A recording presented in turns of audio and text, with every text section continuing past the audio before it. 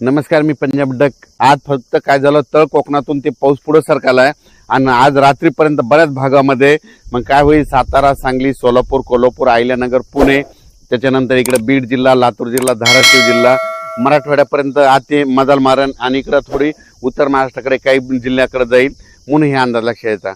पण आजपासून सगळी संपूर्ण महाराष्ट्रभर जाणार नाही. 14 तारखेपर्यंत दररोज वेगवेगळ्या भागात दररोज काय होईल, पुढे पुढे सरकत तो मान्सून प्रवास करणार आहे म्हणून हा अंदाज लक्षात येतात.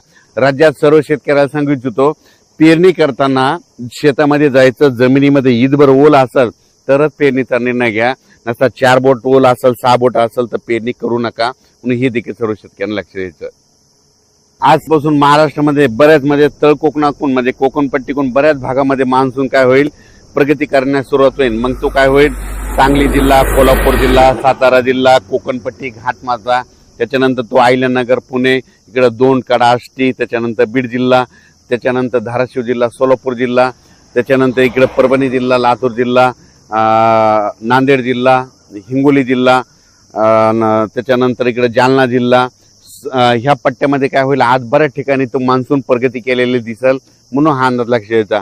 आज मात्र संपूर्ण महाराष्ट्रभर जाणार नाही, फक्त आज मात्र काय होईल माहिती आहे का, की मध्ये आज सुरुवात झालेली आहे, तर तसं तर रात्री बऱ्याच ठिकाणी पाऊस सुरू झालेला आहे. पण माझी शेतकऱ्याला विनंती आहे, शेतकऱ्याची पेरणी मी पहिल्यापासून म्हणतो की 3 टप्प्यात होणार आहे. 7 जून ते 14 जून मध्ये जर असा काही ठिकाणी पाऊस पडला आणि ईदभर ओल गेले तर त्यांच्या पेरण्या लागतील. त्याच्यानंतर काय होईल, 20 जून शेवटच्या आठवड्यात, जूनच्या 20 जून ते 30 जून मध्ये एक पाऊस येईल, त्याच्यामध्ये पेरण्या होतील.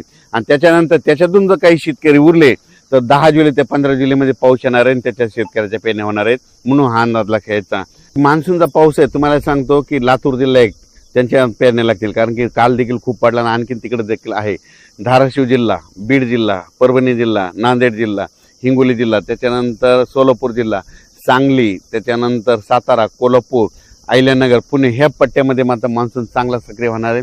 त्याच्यानंतर विदर्भात पण काय होणार आहे, यवतमाळ जिल्हा, वाशिम जिल्हा, त्याच्यानंतर वर्धा, नागपूर, भंडारा, गोंदिया, चंद्रपूर, अकोला, अमरावती, बुलढाणा, ह्या पट्ट्यामध्ये चांगला हे मान्सूनचा पाऊस चांगला सुरुवात करणार नाही आणि यांच्या देखील मात्र पेरणीला चांगला योग येईल म्हणून हे देखील लक्षात येतं.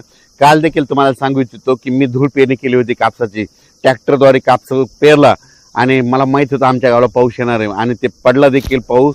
आणि आज आणि उद्या पडला की झाला आमचा कापूस निघतं, ते निघाल्याच्या नंतर त्याचा देखील मी व्हिडिओ करणार आहे म्हणून हे लक्षात घेतं, हे सांगू इच्छितो. आणि शेतकऱ्याला परत सांगू इच्छितो की शेतकऱ्याच्या पहिल्यापासून म्हणतो की 3 टप्प्यामध्ये पेरणी होणार आहे. एक पहिला 7 जून ते 14 जूनच्या दरम्यान जिथे जास्त पडेल त्यांच्या पेरण्या ईदभर ओल गेली त्यांच्या पेरण्या सुरू होतील. 20 जून ते 30 मध्ये एक पाऊस पडणार आहे, त्यांच्या परत एकदा लागते. आणि त्याच्यातून जर काही शेतकरी उरले तर 10 जुलै ते 15 जुलैमध्ये एक पाऊस येणार आहे, त्याच्यामध्ये पाऊस पडेल आणि त्याच्यामध्ये पेरण्या होती.